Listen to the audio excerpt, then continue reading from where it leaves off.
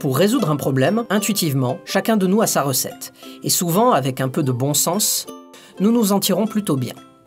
Mais parfois, la situation est plus complexe et le bon sens ne suffit plus. Alors que pouvons-nous faire? Une personne dans notre entourage pourrait nous inspirer. C'est notre dentiste qui résout quotidiennement des problèmes.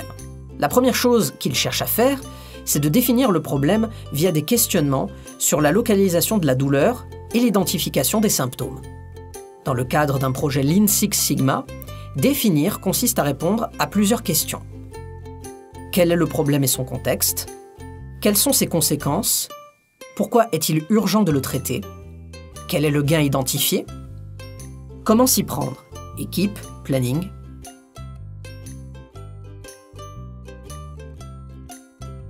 Ensuite, le dentiste va à la recherche d'informations. Il scrute vos dents, il fait une ou plusieurs radios, bref, il recueille des mesures pour confirmer par des faits et chiffres ce qu'il se passe. Les questions à se poser en phase mesurée sont: que se passe-t-il aujourd'hui sur le terrain?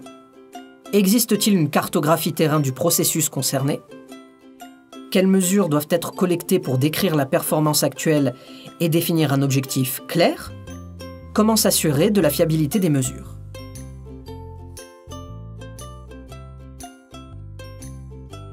À partir de là, le dentiste analyse toutes ces données pour faire son diagnostic. Les questions à se poser en phase analysée sont: est-ce que toutes les activités réalisées ont un sens, une valeur ajoutée? Comment exploiter les données pour identifier les problèmes majeurs? Quelles sont les causes racines avérées de ces problèmes? Comment affecte-t-elle la variabilité du processus? Quel est le modèle mathématique YFXN associé?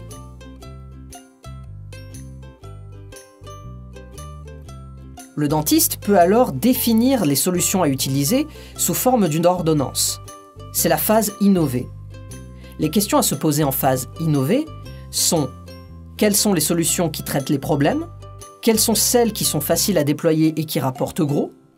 Comment allons-nous les tester, les déployer? Et quels gains devons-nous en attendre?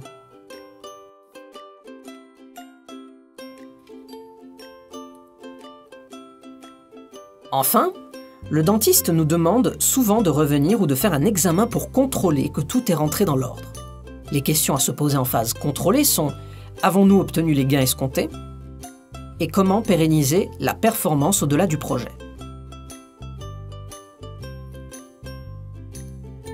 En conclusion, le DMAIC est une démarche structurée d'amélioration de la performance opérationnelle qui permet de résoudre les problèmes complexes et de simplifier ou d'optimiser un processus.